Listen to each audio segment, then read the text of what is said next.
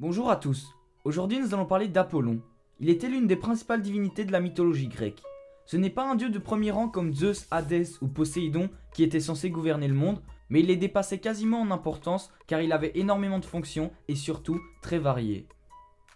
Apollon était le dieu grec de la lumière et conduisait parfois le char du soleil.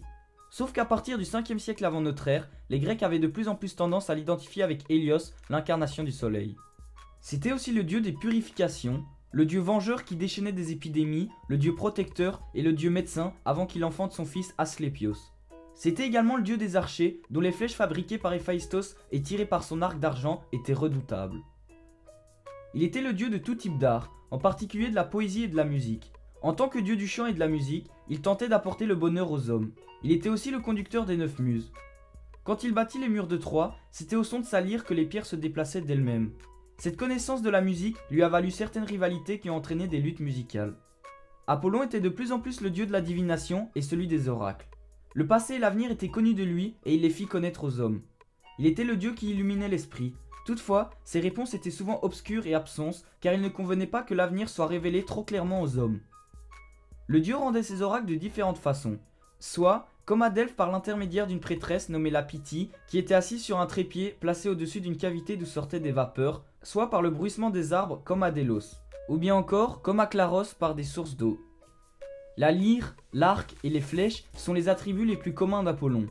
Il y faut adjoindre aussi les animaux qui lui étaient consacrés, par exemple le cygne comme oiseau chanteur ou comme emblème du soleil.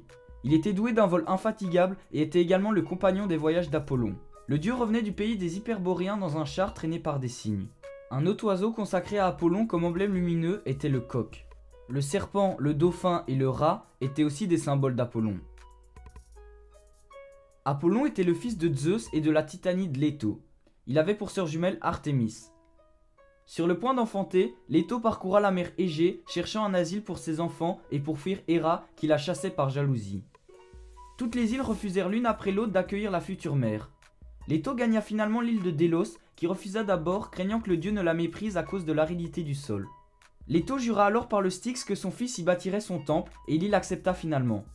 Elle, qui n'avait pu trouver asile nulle part pour ses couches, put enfin terminer sa course errante et mettre au monde 2 jumeaux. D'abord Artémis qui aida ensuite sa mère à mettre au monde son frère Apollon. Puis Thémis lui offrit du nectar et de l'ambroisie. Ainsi, Apollon manifesta sa puissance d'immortel. Il réclama alors ses attributs, la lyre et l'arc, et affirma ses pouvoirs. Héra, qui était toujours résolue à exterminer sa rivale, envoya Python contre Leto au moment de la naissance d'Apollon. Mais Poséidon dissimula par les flots la retraite de Leto, qui fut ainsi préservée, et le serpent Python dut regagner son repère sur les pentes boisées du Parnasse. Or, 4 jours après sa naissance, Apollon se mit en quête de venger sa mère et d'assassiner Python. Sur le perfide conseil de la nymphe Telphusa, Apollon s'aventura dans une gorge sauvage du Parnasse qui servait de refuge au dragon géant. Celui-ci, apercevant le jeune dieu, se précipita sur lui pour l'abattre. Mais Apollon lança contre lui son trait puissant. Il le tua du premier jet en lui souhaitant de pourrir sur place. En souvenir de cet événement, le lieu où s'était déroulée cette dramatique rencontre prit le nom de Pytho, changé plus tard en celui de Delphes.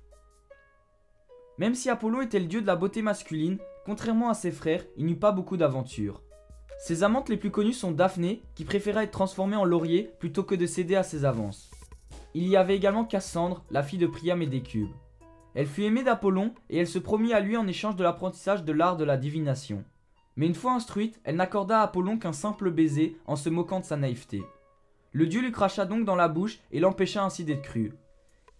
Il eut une 12aine d'enfants, dont Asclépios, le dieu de la médecine, et Orphée, un célèbre et puissant musicien. Plus tard, Athéna donna 2 fioles à Asclépios contenant du sang de Méduse. L'une permettait de tuer et l'autre de ressusciter les morts. Il s'en servit donc à plusieurs reprises, mais Hadès se plaignit à Zeus que l'ordre du monde risquait d'en être changé, et ce dernier foudroya Asclépios. Cet acte mit Apollon très en colère et il alla tuer les cyclopes qui avaient simplement forgé la foudre assassine. Zeus le punit donc en l'envoyant en servitude chez Admète, un roi en Thessalie. Il se montra tout dévoué à son maître, qui l'aida dans son mariage et le sauva même de la mort. Apollon jouait aussi un rôle majeur dans l'Iliade. Selon Homère, c'est lui qui était à l'origine de la dispute d'Agamemnon et d'Achille, et donc de l'ensemble des événements narrés par le poème. Il intervint également pour sauver Énée, attaqué par Diomède. Il frappa et désarma Patrocle, qui sera ainsi tué par les Troyens. Il prit aussi soin de la dépouille d'Hector afin qu'elle ne pourrisse pas. Et enfin, il guida la main de Paris pour tirer la flèche mortelle sur Achille. Apollon était un dieu jeune pour les Grecs. Seul entre tous les Olympiens, son nom n'apparaît pas sur les tablettes mycéniennes.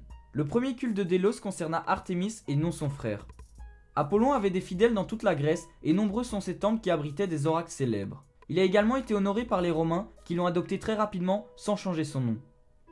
Alors voilà, c'est tout pour la vidéo d'aujourd'hui. Merci à tous de l'avoir visionné, j'espère qu'elle vous aura plu et n'hésitez pas à mettre un pouce bleu. Sur ce, merci à tous de suivre la chaîne et je vous dis à la prochaine.